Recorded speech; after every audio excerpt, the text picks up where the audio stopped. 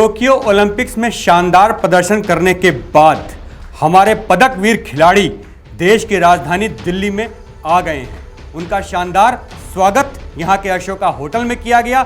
इस दौरान पूरा देश उनके स्वागत के लिए उत्साह से झूम रहा है। मैं हूं आशुतोष त्रिपाठी और आप देख रहे हैं दिल्ली एनसीआर दिन भर। सबसे पहले नजर सुर्खियों पर। लोकसभा में पेश हुआ ओबीसी संशोधन बिल, विपक्ष का मिला समर्थन। अब राज्य कर सकेंगे ओबीसी आरक्षण। प्रधानमंत्री नरेंद्र मोदी ने जारी की किसान सम्मान निधि की नवी किस्त, किसानों के खाते में आए 2000 रुपए। दिल्ली में कोरोना की नई गाइडलाइन जारी, 10वीं और 12वीं के स्कूलों में विशेष कार्य के लिए जा सकेंगे छात्र। मल्टीप्लेक्स और सिनेमा घरों को भी राहत। सरकार की तरफ से जीनोम सीक्वेंसिंग में सावधान करने वाला अलर्ट, 80% सैंपल में मिला डेल्टा वेरिएंट। दिल्ली के भजनपुरा में खौफनाक वारदात, परिजनों का आरोप, शादी से मना करने पर लड़के ने रेता लड़की का गला। संसद के मानसून सत्र में आज ओबीसी संशोधन बिल प्रस्तुत किया गया।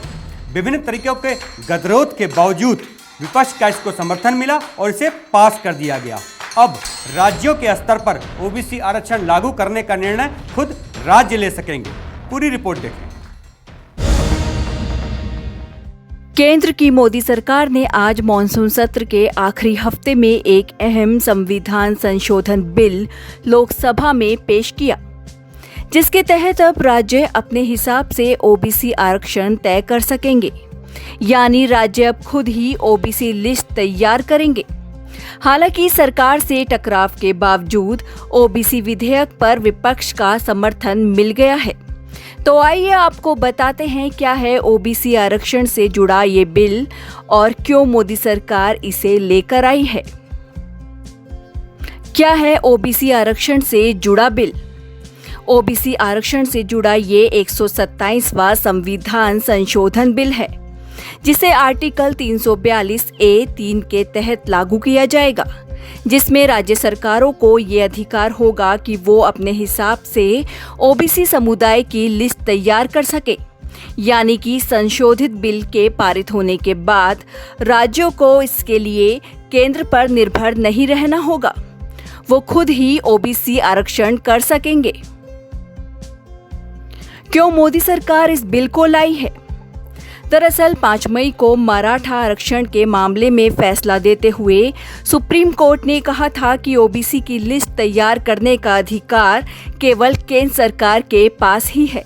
लेकिन आरक्षण जैसे संवेदनशील मामले में केंद्र सरकार किसी तरह का कोई जोखिम नहीं लेना चाहती है और इसीलिए मोदी सरकार ने ये जिम्मेदारी राज्य को दे दी है। देश भर में क्या होगा इस बिल का असर? इस बिल के कानून बनते ही राज्य सरकारों को ओबीसी लिस्ट तैयार करने का अधिकार मिल जाएगा। इस बिल के कानून बनने का फायदा उन राज्यों में उन प्रभावशाली जातियों को होगा जो ओबीसी आरक्षण में शामिल होने की मांग कर रही हैं, जैसे महाराष्ट्र में मराठा समुदाय और हरियाणा में जाट समुदाय, गुजरात में पटेल समुदाय और कर्नाटक में लिंगायत समुदाय को ओबीसी में शामिल होने का मौका मिल सकता है। बहरहाल ये बिल लोकसभा में पेश किया गया है, जिसे विपक्ष का समर्थन तुरंत ही मिल गया। अब ये बिल पास होते ही राज्य सरकारें खुद आरक्षण तय करेंगी। वहीं खबर ये भी है कि यूपी चुनाव में भी इस बिल से काफी असर पड़ेगा, क्योंकि केंद्र के इस फैसले को ओबीसी समुदाय को लुभाने के तौर पर देखा जा रहा है। Bureau report, Navodaya times, Delhi.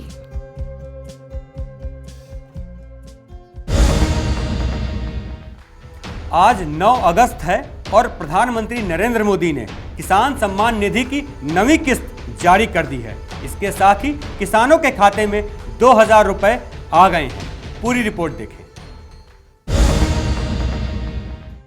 प्रधानमंत्री नरेंद्र मोदी ने आज यानी 9 अगस्त को किसान सम्मान निधि के तहत पीएम किसान योजना की 9वीं किस्त रिलीज कर दी।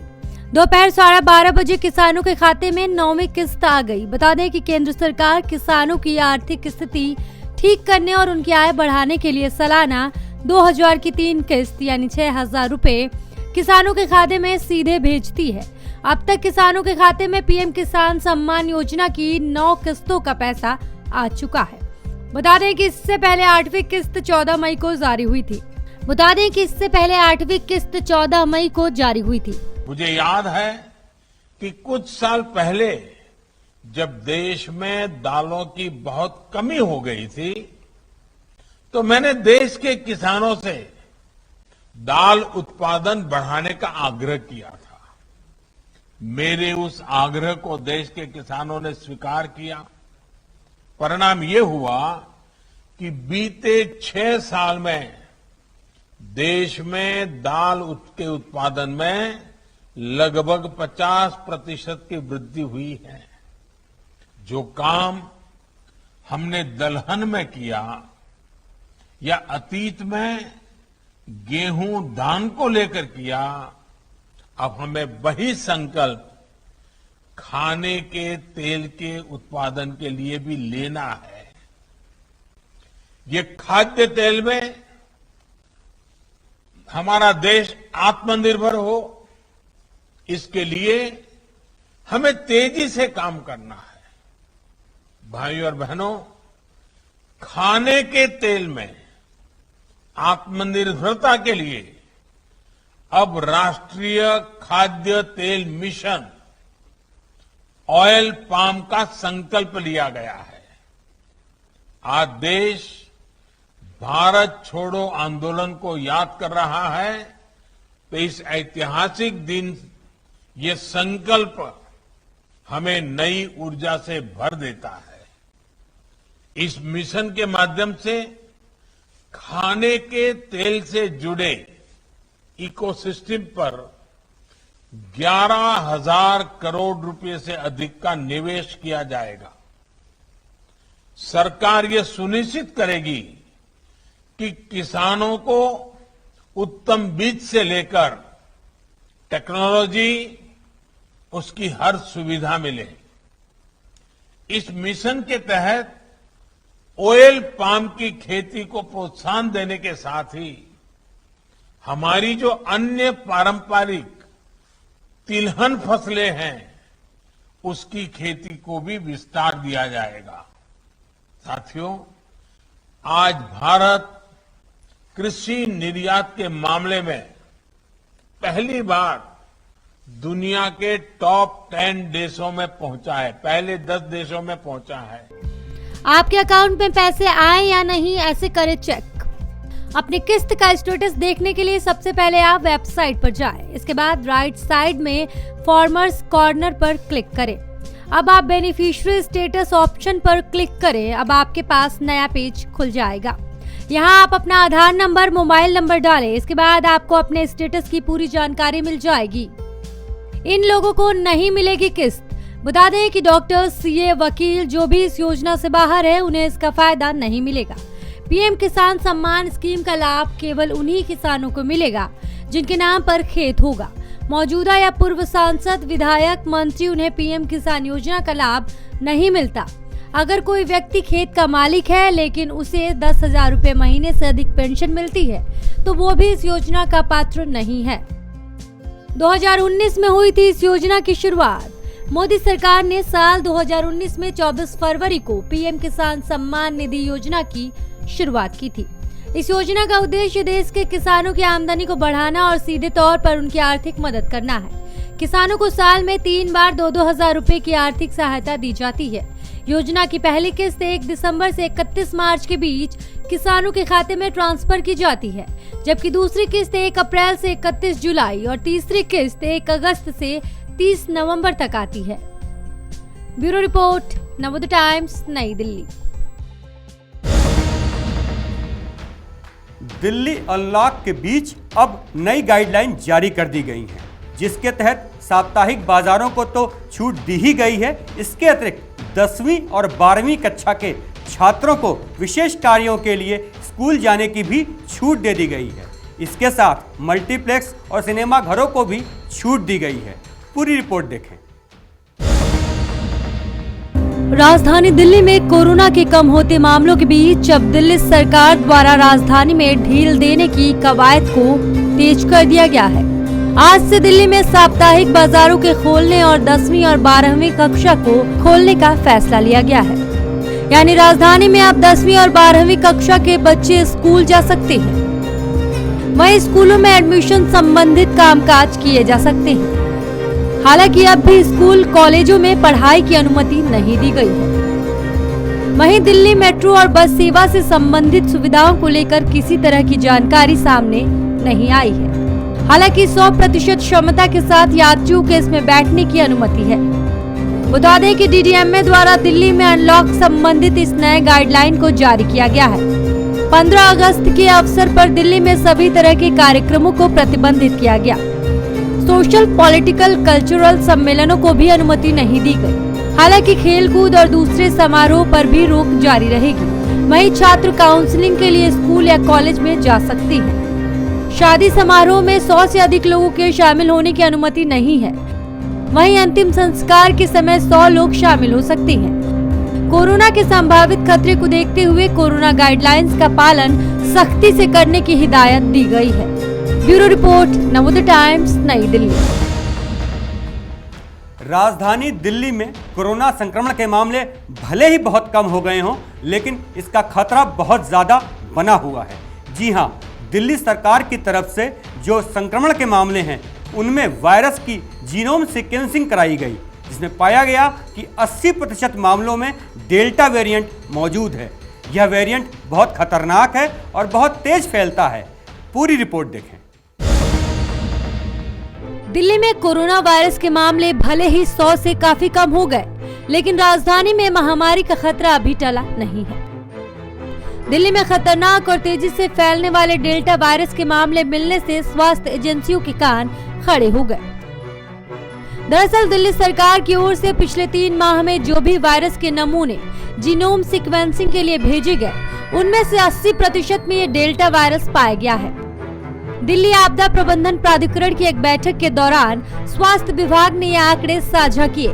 स्वास्थ्य विभाग का कहना है, जुलाई में जीनोम सीरीज के लिए भेजे गए नमूनों में 83.3% में, जून में भेजे गए नमूनों में 88.6 में, जबकि मई में भेजे गए नमूनों में 81.7% में वायरस के डेल्टा स्वरूप की पहचान की गई, जबकि अप्रैल में भेजे गए नमूनों में 53.9% में वेरिएंट पाया गया था।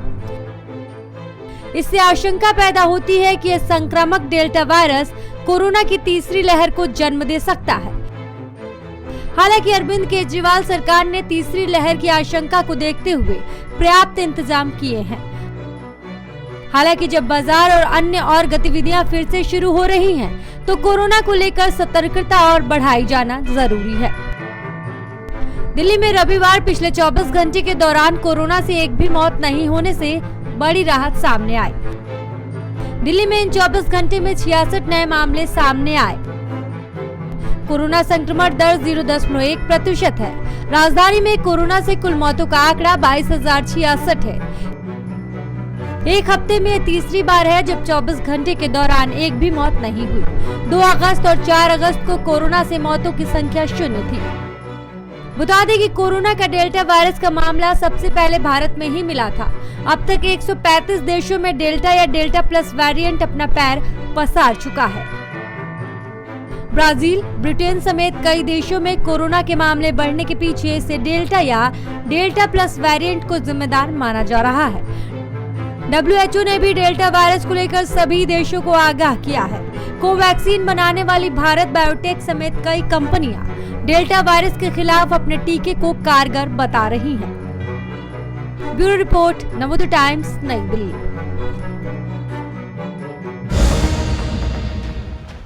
पूर्वी दिल्ली के भजनपुरा थाना क्षेत्र में एक सनसनीखेज वारदात हुई, जिसमें एक सिरफिरे आशिक ने युवती पर दबाव बनाया शादी का, फिर उसके मना करने पर उसका गला रेत दिया।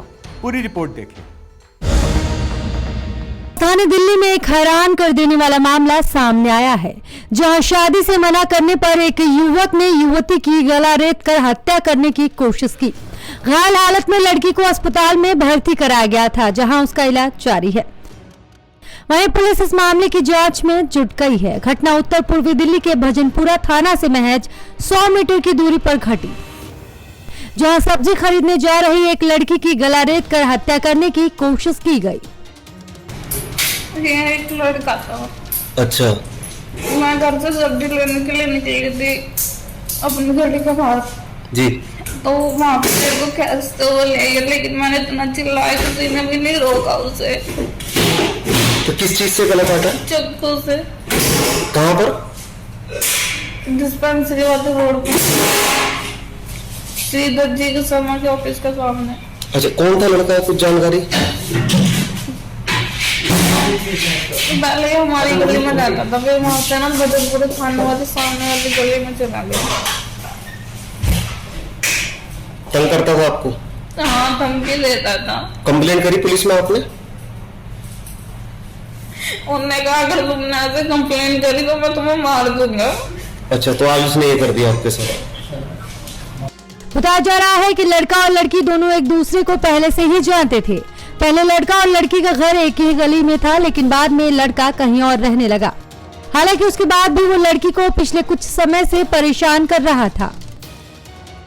वो लड़की सामने गली में, पतली गली में से आ रही थी। वहाँ पे कोई लड़का था, उसको जो शादी के लिए प्रेशर डाल रहा था। उस लड़की ने बताया जैसे कि, तो उसने मना कर दिया लड़की ने, तो उस लड़के ने उसका गला काट दिया। फिर वो लड़की भागती हुई आई तो यहाँ पे रुक गई, तो यहाँ पे उसका गला कटा हुआ था। मैंने खून देखा उसको, तो मैं अंदर कपड़ा लाया, उसे गले पे लपेट के उसको बिठाया रखा यहाँ पे। गला किस चीज़ से कटा हुआ था? ये पता नहीं सर किस चीज़ से काटा उसने गला, और उसका गला कटा हुआ था पूरा यहाँ से यहाँ तक। लड़की कितनी बड़ी थी? 15-16 साल की लड़की थी, ज़्यादा बड़ी लड़की नहीं लग रही थी वो। लड़का जानकारी में था कैसे? उसकी जानकारी में था वो लड़का। उसके बाद उसका मोबाइल नंबर था, एड्रेस वगैरह, नाम वगैरह सब बताया उसने पुलिस वालों के बाद में। और उसको फिर 3 व्हीलर में डाल के यहाँ से लेके गए हैं हॉस्पिटल के लिए। एम्बुलेंस में कॉल करी गई? एम्बुलेंस में भी कॉल करी थी, 112 पे भी कॉल करी थी, 100 नंबर पे भी कॉल करी थी। 112 वालों ने भी काफ़ी देर तक उलझाया रखा कि ये कैसे है, वो कैसे है, कौन है, क्या है। हाँ, हमें कुछ नहीं मालूम कौन है क्या है, पर लड़की का गला कटा हुआ है, आप जल्दी से एम्बुलेंस भेजो। ये लड़की बेचारे का खून बहुत जोर से बह रहा है, मर भी सकती है। तो बड़ी मुश्किल से 2 पुलिस वाले आए थे थाने से। लड़की को कहाँ भेजा गया? उसको पंचशील हॉस्पिटल लेके गए 3 व्हीलर में बिठा करके। फिर पुलिस वाला आया, उनको पूरी जानकारी दी गई है यहाँ पे। गला किस जगह काटा था? इस पतली गली में 2 नंबर गली है साथ में। लड़की ने बताया कहाँ रह? वो सुभाष मोहल्ले के 3 नंबर गली में रहती है। और लड़का उसने बताया वो थाने के सामने पतली गली में रहता है लड़का, जो उसको जानकार था। बताया जा रहा है कि लड़का लड़की से शादी करने का दबाव बना रहा था, लेकिन लड़की की ओर से इनकार करने के बाद वो इतना नाराज हो गया कि उसने लड़की की हत्या करने का ठान लिया। रविवार को हुई इस घटना के बाद से पूरा परिवार सहमा हुआ है। घायल हालत में लड़की को दिल्ली के जगप्रवेश चंद्र अस्पताल में भर्ती कराया गया था, लेकिन बाद में उसे दूसरे अस्पताल में रेफर कर दिया गया, जहां उसका इलाज जारी है। पुलिस के आला अधिकारी इस पूरे मामले की जांच कर रही हैं। दिल्ली से नवोदय टाइम्स के लिए इसरार अहमद की रिपोर्ट।